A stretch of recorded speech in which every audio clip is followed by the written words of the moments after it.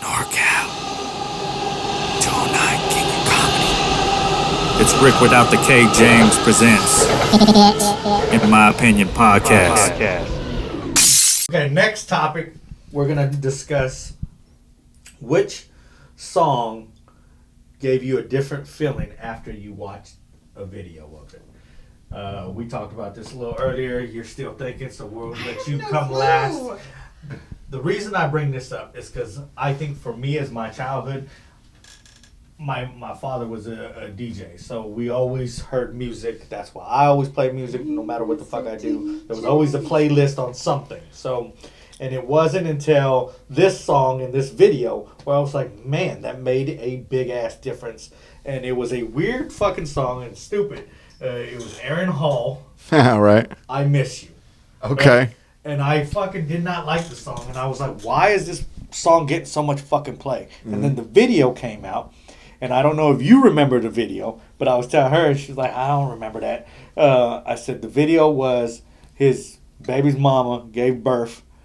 And she passed away during the delivery. Right. And that's why he was singing it. And when I saw that, even as a 12, 13-year-old kid, I was like, I get why he misses her. I miss you too, and I don't even know you. What's funny for me on that is that you were 12 and 13 when that was Aaron by himself and not with Guy, because I grew up with him and Guy. So. Ah, okay. Where I grew up with Guy too, right? But yeah, it was that video where it was just a game changer for me. Where I was like, now I can see how when you add that other element of artistic view to something, you're like, man, it just changes your view of something. Yeah. So is there a song for you, Rudy, where you're like, man, So back, when Usher first came out, he had a song called, I'm sure everybody knows it if you like Usher, Girl, You Make Me Wanna Leave the One I'm With. All right. So we heard the song on the radio. It was like, okay, this guy's good. He can sing. It's cool. It's a new talent. It's dope. Yeah. But when I saw the video though, and the creativity with the dancing and the creativity with the way that they edited it, because they had like a shot where it was like 3 ushers on the chair. Like at the time when I'm running home to watch CMC, to watch, the music videos at 3:30. Yeah, shout out Chewy Gomez, you know what I'm saying?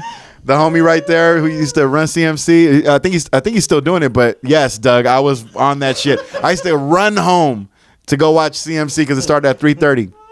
When I first saw that video with Usher in it, bro, that shit opened up my mind to Usher in general. But it really got me interested in music videos in general, because that scene where there's 3 of them and he's like, playing the guitar and like he's sitting in different ways on the chair.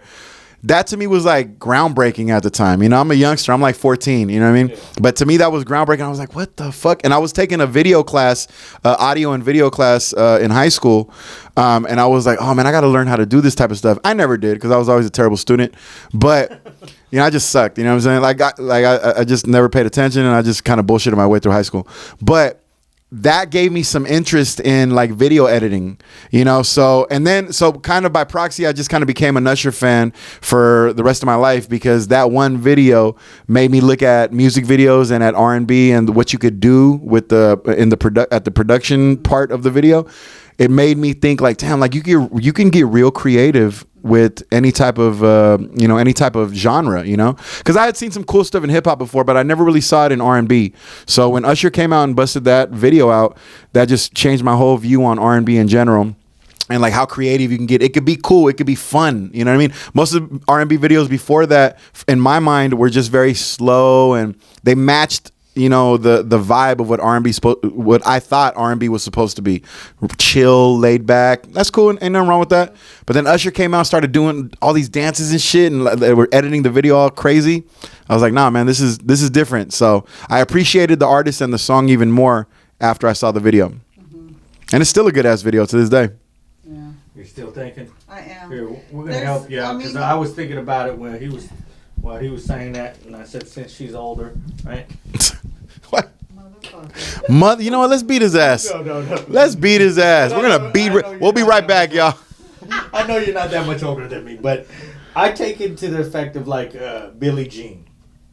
When you heard Billie Jean, you was like, oh, okay, But when you saw that motherfucker moonwalk, Right. that changed the scene. That was like, oh shit, now Billie Jean is on a whole nother fucking level. Sure. So there was nothing for you that you just like, man.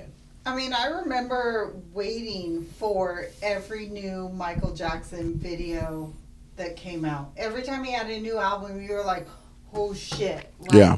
And MTV had it like breaking news, new Michael Jackson video. Like, yeah, like his videos were good, but I don't know. I just can't think of, maybe I just can't think right now, but I mean, there were a lot of good videos out there. Like, you have to think of like the Jodeci videos and a lot of the R&B videos, Quincy Jones. But I don't know, maybe D'Angelo. Oh my goodness, that you know what? That's a great one because honestly, even as a dude, Is that the one where he shows his... where he's showing his dick root, Yeah. like that's what I think that's what it's called, a dick root. Yeah. The biggest That's thing what on it that was. video, if you read the comments, women are like, Of course. "I know you were getting your dick sucked while you were doing the video."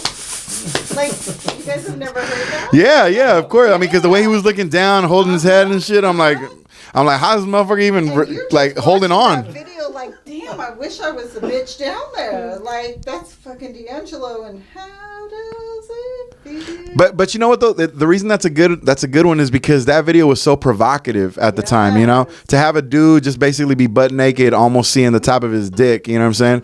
That was very provocative. And even to this day, when I hear that song, as much as I do enjoy that song, it makes me a little uncomfortable.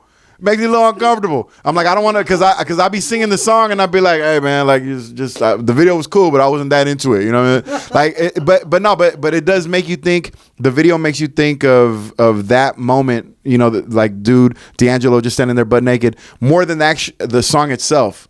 You know, so He was giving himself, like, not just that, but he's giving his whole self to a woman, Mm-hmm. like whoever it may be, and That was men your are porn, huh? vulnerable. right. It's not just that; it's about being vulnerable. There was a vulnerability for sure. Yeah. You know, you For a don't. guy?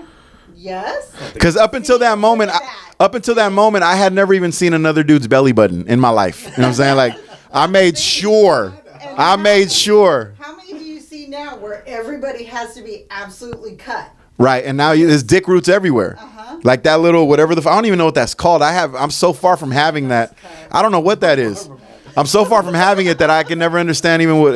Does that have a name? That muscle or those muscles? Sure it does, but I don't know what the fuck it is, man. What? D-line. The V line. Thank you. The youngster had to tell us. You talking to two fat motherfuckers over here. We don't know.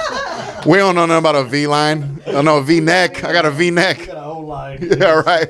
But honestly, like most of the times when people are having sex and half dressed, like people aren't vulnerable like that. Yeah.